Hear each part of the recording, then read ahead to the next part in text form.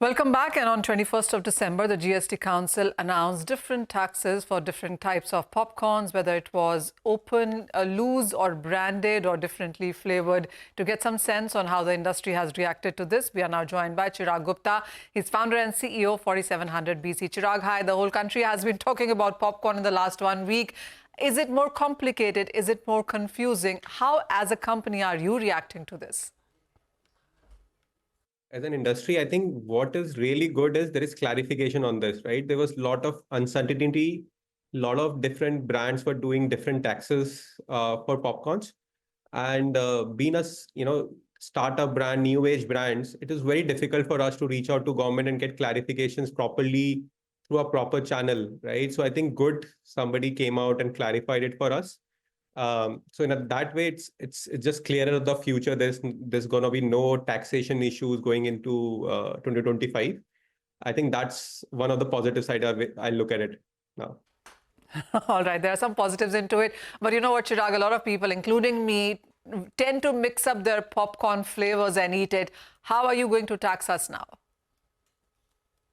So I think the laws has defined some points where if you mix multiple flavors, you have to ideally tax on the higher taxation product. So if I mix a savory and a sweet product, ultimately you get taxed for the sweeter product, right? And there's laws defining around the same.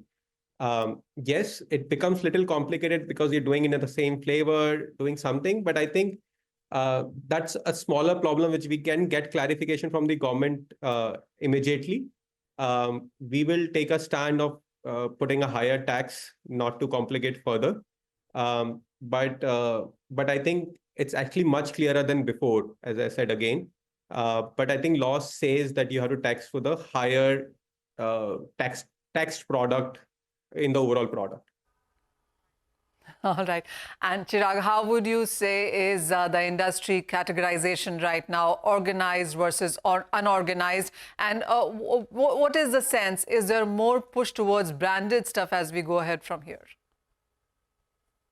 If you look at the snacking category overall, right, it is largely unorganized, right? If you go to tier 2, tier 1 cities, you get fresh made snacks available in every kirana shops, and they're not branded. I think as we getting digitalized, as the economy is getting better and better, I think as distribution for the brands are getting easier, I think there is definitely organized market which is increasing, right? So if you look at some of the numbers which was 10 years back to today, I think definitely organized markets have increased. What is difficult, what is challenging is there's a lot of taxes or laws are not applicable on the unorganized market versus organized market. So a brand or a company which is paying all the right taxes and doing it in the right way have to sell a product on a higher price than an unorganized market, right? So I think that's where I think government has to be more strict so that it get that benefit to the consumer is consistent across unorganized and organized market. On the other side, I think with this whole digitalization, organized market is increasing at a much faster pace now. People are getting on the digital platforms as we speak. So I think the future is we will see a faster growth towards the organized market than unorganized. Chirag, also, how have you seen the industry grow for the last many years with the more brands coming in, more and more flavors coming in, and gifting becoming a trend as well? How have you seen the overall popcorn industry grow? So, I mean, the way I always explain this to everybody, right? I mean, 30 years back, nobody was used to eat chips from a packet, right? Everybody always thought chips are always made fresh and served and made fresh at home or in a market, right? And then consumed. Over the period with marketing done, use cases being developed by bigger brands, right? Now, today, everybody eats popcorn or chips out of a bag, right? And not fresh. I think the similar problem is getting solved for popcorns also, right? I mean, people were consuming popcorn in this country largely through cinemas or rediwalas in the market, right? If you go internationally, right, popcorn is like any other snacking product. If you go to US, chips and popcorn are sold next to each other on the shelf like anywhere else. So I think it is just a problem of getting marketed to the consumer in a right way. I think it is a problem of availability of the popcorn on the shelf now. I think these two things, if we as a brand or other brands start solving, I think consumer will get used to a popcorn in a more ready to eat format.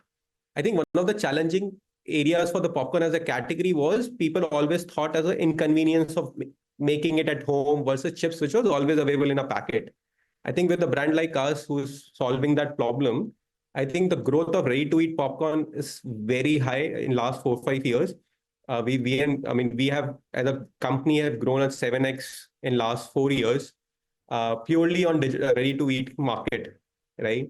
So I think that trend is growing very fast. And if you order on Blinkit and they get delivered your product in 10 minutes, nobody wants to spend another 5 minutes in making the product or 10 minutes another to make the product. So everybody wants ready-to-eat product these days. So I think popcorn category hugely benefit with the ready-to-eat product being available in the market now.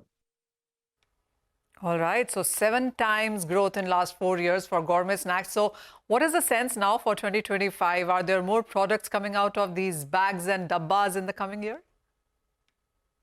So I think we as a company, what we doing is at 47BC is we are now a premium snacking brand and not just a popcorn brand. We are positioning ourselves to be a brand which a consumer look forward for newer products, right? Innovative products, right? A more value-driven products to a consumer. And that's what as a brand we are doing, as we speak. So if you've seen, we launched Pop Chips, we launched Crunchy Corns. So we're launching a lot of new products, new age products into the market. So 2025 looks great year for us as of now because quick commerce is growing very rapidly in this country. Customers are getting used to using that platforms. So there's definitely huge growth we will drive from the digital platforms. At the same time, the brand is getting known to the consumer, whether it's from a digital platform or whether from any other platform. So I think we will start leveraging by adding more and more products to the same consumer bucket, right? So today, if you ask buy our popcorn, it is easier for me to convert into a chips product from 47BC, and that's how we will increase our revenue. So I think in next few years, I think 2-3 years, I've been saying this to a lot of people, is the best time for a consumer brand in this country, largely because there's a lot of Gen Z population. There's a great digitalization which is happening in this country. And I think consumer are willing to try new products. So I think next 2-3 years is the best years for a consumer brand in this country. All right, Chirag, thank you so much for sparing time and joining us to share your views on this recent revision in GST on the popcorn category. But will that have any impact on your popcorn choices, Manisha? Well, he tells me that caramel is what he's going to charge me for if I mix my salt and caramel, and that's what I've done all the time. So I'm absolutely taking the caramel out. Well, with that, on this poppy note, it's a wrap on this edition of Halftime Report. And from me, Anuj and Manisha and the team that put this show together, thank you so much for watching. Business Lunch takes you through the next 30 minutes.